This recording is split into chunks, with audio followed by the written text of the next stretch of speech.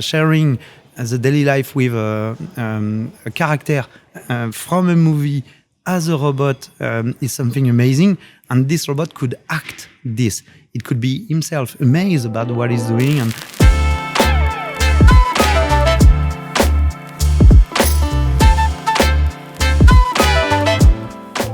Jérôme, let's start. Welcome to IFA and to our podcast. Thank you. So the first question that I have for you would be, what made you passionate about robots? Mm-hmm. But before that, can you give for people who don't know you, a brief explanation of your area of expertise and your background? Yeah. So I'm doing humanoid robotics for something like almost 12 years. And I have been one of the founders of a company named Aldebaran. And we developed two well-known robots who are now, it's a 57 centimeters high robot, bipedal robot, and Pepper, which is a 1 meter 20 centimeters high, 1 meter 20 high, and well-known in Asia. And we produce 40,000 units over 10 years. But 8 years ago, I decided to sell my stocks and quit the company because we were working with a Japanese company who didn't well understood what should be done with humanoid. So then I created a new company who was not focused on robotics because I didn't want to create a competitors to what I have done before. And here with that company named Spoon, we work on animation movie and AI at the same time in order to create some interactive animation characters. Okay. Yeah. And what made you passionate about that? What made you decide to go into that field? Yeah, first I love cartoons and being one of the persons who work on that and tell story with two people with characters, interactive characters could be a chance. But more deeply, I'm very fascinated about alterity that are not human, something like a tool that can talk to me, that can look at me, that can be present like me, and I can feel something with a technology that look like an animals, or that's very strange. And I think that this is only our generation that will bring this to the world, and I hope that this will be a very poetic things and very useful things for us to understand how to deal with our biologic life and with the earth. Yeah, I see. like the robots we see in the movies. Yeah. And what are the most interesting points of robots for you? Yeah, that point. So this is what I call synthetic alterity. Okay. And definitively, you cannot interact with a humanoid robot the way you interact with your phones. It's something different. It convokes in you something that is totally different. And we could not design humanoid robots the way we design a car, a phone, a computer. It's something totally different, and we need to find another way. And I think we are with Enchanted Tools, so the new company working on Miroka and Miroki, the first company that is really considering the role of artists in the design of a humanoid robot, because it's always engineers that are working on a humanoid robot. Here at Enchanted Tools, we are working with character modeler, character designer, character animators, scenarists, and many other jobs that are coming from the movie to design the humanoid robots, which makes sense. We are doing a character, so let's assume. Yeah, I see. So you need a big team, of different specialization. Yeah, to do that. Yeah, at Aldebaran, we were 500. We started at 7, and I quit when we were 500. Today, we are in the company Enchanted Tools. We are 60, and we will triple the size of the company in the next 18 months. But we have other company around. We are 8 company working together on this robot. So there is 120 enchanters. Okay, I see. And how can robots help with daily tasks, you think? Like, Yeah. can you give a few examples of, some ideas you Yeah. have? So robots, humanoid robots, the way we design it, have two roles.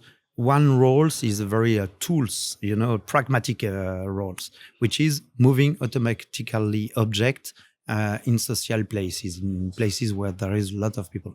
And as you can know, all the space we have are organized to limit the number of distance the staff should walk to bring something to people. Hospital, retail, hotel, every place like this face this kind of issues. So it could be very useful to have a robot that helps by moving object around. But there is a second role, which is about re-enchanting the daily life.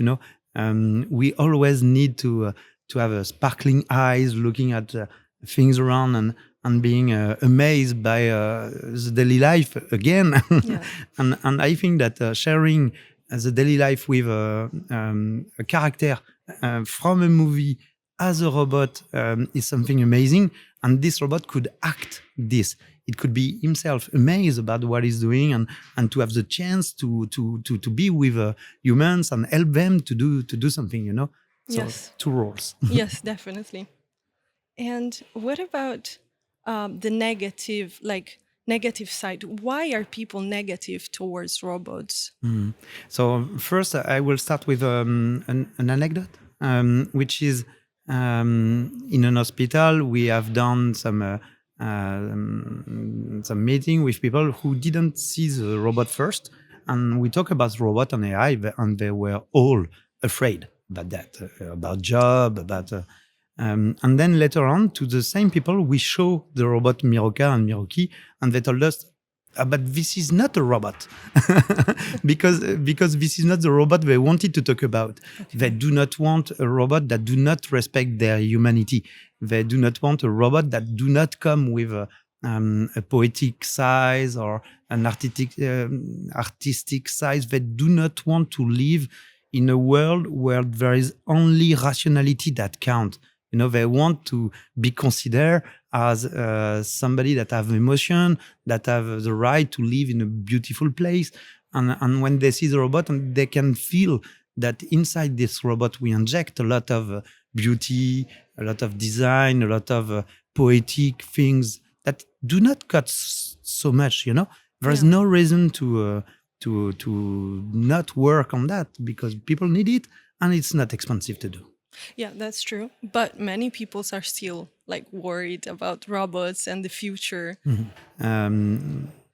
Few months ago, we have been contacted by a cancer institute in Montpellier, in France, Okay. because doctors cannot accept anymore to send kids into the radiotherapy rooms without any humans. Because in the radiotherapy rooms, you cannot be there. There is too much radio frequency and it's too dangerous for human. But the kid need it for the concert. Mm-hmm. Yeah. But it's very traumatic experience. So the kid is attached on a table and the table is moving by itself, but the kid cannot move. And then the table is going toward a big machine that sends a radio wave.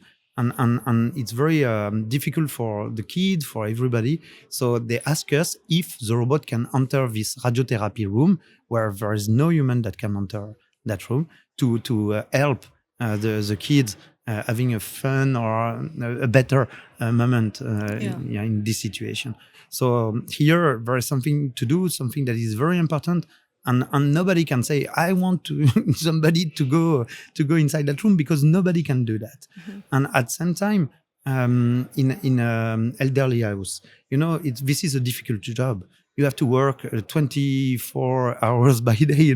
You need somebody 24 hours by day, 7 days by week, to do some very difficult task and it could be only carrying some stuff, but sometimes it's more difficult, and there's less and less people who want to do that. So here we have a dramatic problem. I mean, the person who are still working there have to take the work of people who do not want to work there. So it's worse and worse. So if we can help and bringing magic at the same time, bringing marvel in this place where there is a people that live, that have emotion and so on. So I'm sure we can be useful for that. Okay. Mm-hmm. And so you think the design of the robots is really important, especially as you mentioned for children, right? So yeah. You know, a couple of weeks ago, and all the time actually, we are working with elderly people.